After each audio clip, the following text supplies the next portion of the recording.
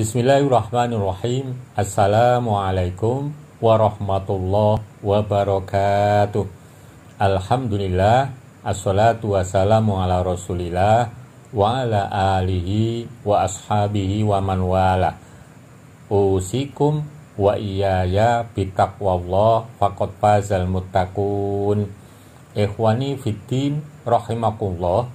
Manusia itu sebagai makhluk yang paling sempurna dibanding yang lain, yang mana manusia memiliki dua macam penyakit, yaitu penyakit jasmani dan rohani.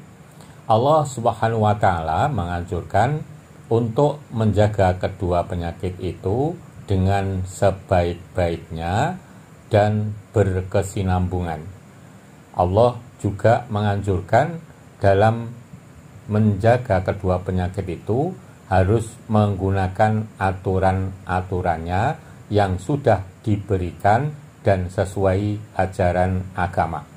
Pada kali ini, ikhwani fiddin rahimakumullah, kami akan mengaturkan firman Allah yang berbunyi Iyyaka na'budu wa iyyaka nasta'in, yang mana sebagian manfaatnya adalah mengobati penyakit hati, yang penjelasannya berikut ini. Bunyi lafal Iyyaka na'budu wa iyyaka nasta'in. Hanya kepada Engkaulah kami menyembah dan hanya kepada Engkaulah kami memohon pertolongan. Mengapa didahulukan lafal Iyyaka na'budu daripada lafal Iyyaka nasta'in? Iyyaka na'budu didahulukan ibadah karena tujuan diciptakan manusia untuk beribadah. Sedangkan diakhirkan Iyyaka nasta'in diakhirkan memohon pertolongan atau isti'anah karena merupakan wasilah atau sarana. Penggunaan lafal, mengapa menggunakan jamak na'budu dan nasta'in? Karena agama Islam itu berjamaah. Lafal Iyyaka na'budu wa iyyaka nasta'in bisa mengobati penyakit hati. Iyyaka na'budu, lafal ini bila melaksanakannya dengan baik dan benar bisa untuk mengobati penyakit hati, yaitu munafik atau nifak. Sedangkan lafal Iyyaka nasta'in bila tidak syirik bisa untuk mengobati penyakit hati, yaitu sombong, takabur. Ikhwani fiddin rahimakumullah, Allah Subhanahu wa Ta'ala menekankan kepada hambanya yang beriman atau mukminin untuk menguatkan atau menyebutkan pernyataannya yang sebenar-benarnya, yaitu pernyataan Iyyaka na'budu wa iyyaka nasta'in. Kemudian agar Allah benar-benar mudah memberi pertolongan kepada hambanya, Allah Subhanahu wa Ta'ala akan mengajarkan kepada para hambanya yang taat sebagaimana dalam ayat berikut ini. Surat Al-Baqarah ayat 545, yaitu wasta'inu bis-sabri was-shalah wa innaha lakabiratun illa 'alal khashi'in. Dan mintalah pertolongan kepada Allah dengan sabar dan mengerjakan sholat.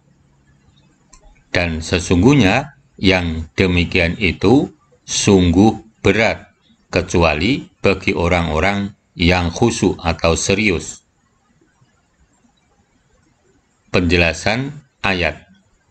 Mintalah pertolongan atas segala urusan kalian melalui kesabaran dengan seluruh jenisnya dan juga sholat. Sesungguhnya hal tersebut amat berat kecuali bagi orang-orang yang khusyuk, yaitu orang yang takut kepada Allah dan mengharapkan apa-apa yang ada di sisinya, serta meyakini bahwa mereka benar-benar akan berjumpa dengan Tuhan mereka setelah kematian, dan bahwasanya mereka akan kembali kepadanya pada hari kiamat untuk menghadapi perhitungan dan pembalasan amal perbuatan mereka. Ikhwani fiddin arsyadakumullah, Allah Subhanahu wa Ta'ala telah mengajarkan kepada hambanya dalam memohon pertolongan agar bersabar dan menjalankan sholat. Dalam firman-Nya, Allah mendahulukan anjuran sabar daripada perintah sholat, karena dengan kesabaran dalam menjalankan sholat akan benar-benar menarik perhatian Allah untuk mudah mengabulkan apa yang dimohon oleh hamba-hambanya. Dan para hambanya telah ditunjukkan agar bisa atau mampu bersabar, di antaranya melakukan seperti berikut. 1. Niat melakukan amal karena Allah. Innamal a'malu binniyat wa innama likulli imri'in ma nawa. Amal itu tergantung niatnya, dan seseorang hanya mendapatkan sesuai niatnya. Hadis riwayat Bukhari. 2. Rajin membaca Al-Quran. وَنُنَزِّلُ مِنَ الْقُرْآنِ مَا هُوَ شِفَاءٌ وَرَحْمَةٌ لِلْمُؤْمِنِينَ وَلَا يَزِيدُ الظَّالِمِينَ إِلَّا خَسَارًا. Dan kami turunkan dari Al-Quran suatu yang menjadi penawar dan rahmat bagi orang-orang yang beriman, dan Al-Quran itu tidaklah menambah kepada orang-orang yang zalim selain kerugian. Al-Isra 82. 3. Mengingat tujuan diciptakan manusia. Wa ma khalaqtul jinna wal insa illa liya'budun. Dan aku tidak menciptakan jin dan manusia melainkan supaya mereka menyembahku. Az-Zariyat 56. 4. Menyadari dosa yang telah diperbuat.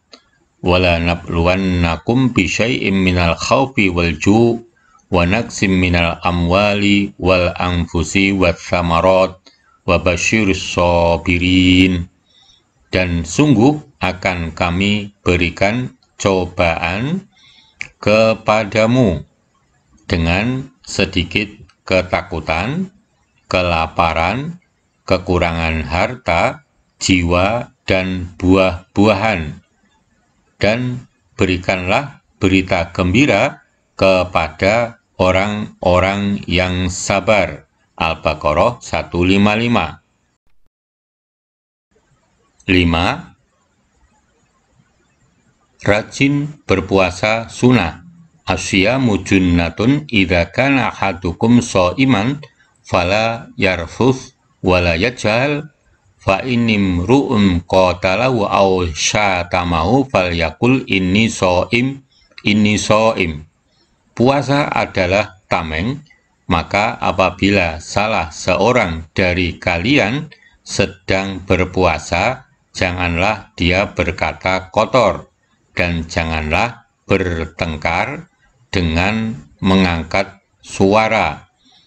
Jika dia dicela dan disakiti, maka katakanlah saya sedang berpuasa. Hadis riwayat Muslim. 6. Ingat janji Allah pada orang yang sabar. Ya ayyuhalladzina amanu sta'inu bis-sabri was-shalah innallaha ma'as-sabirin. Al-Baqarah 153. Hai orang-orang yang beriman, mintalah pertolongan kepada Allah dengan sabar dan mengerjakan sholat. Sesungguhnya Allah berserta orang-orang yang sabar. 7. Bertawakal kepada Allah Subhanahu wa Ta'ala. Wa may yatawakkal 'alallahi fahuwa hasbuh.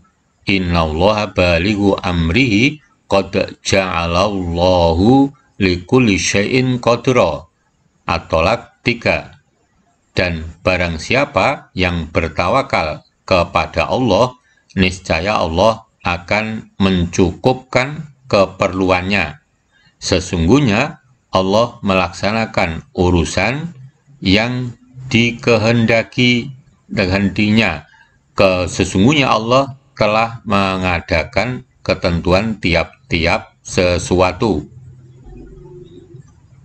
8. Bergaul dengan orang baik. Mathalul jalisis sholih was-su'u kahamil misk wa nafikil kir. Fahamil misk imma ayyuhdhiyaka wa imma antabata'a minhu wa imma antajida minhu rihan thayyibah. Wa nafikul kir imma ayyukhriko thiyabaka wa imma antajida rihan khabithah. Seseorang yang duduk atau berteman dengan orang soleh dan orang yang jelek adalah bagaikan berteman dengan pemilik minyak misik wangi dan pandai besi.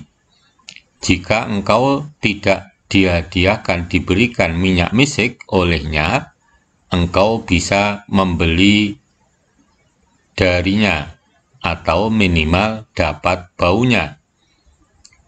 Adapun berteman dengan pandai besi, jika engkau tidak mendapati badan atau pakaianmu hangus terbakar, minimal engkau dapat baunya yang tidak enak. Hadis riwayat Bukhari. Ikhwani fiddin rahimakumullah, demikian tadi yang bisa kami sampaikan tentang penjelasan firman Allah, Iyyaka na'budu wa iyyaka nasta'in. Semoga kita semuanya dimasukkan ke dalam golongannya para hamba yang benar-benar mentaati perintah-perintah Allah dan menjauhi larangan-larangannya. Kemudian kita semuanya diberi kemudahan-kemudahan dalam menjalankan ketaatan kepadanya. Amin. Billahi taufik wal hidayah. Assalamualaikum warahmatullahi wabarakatuh.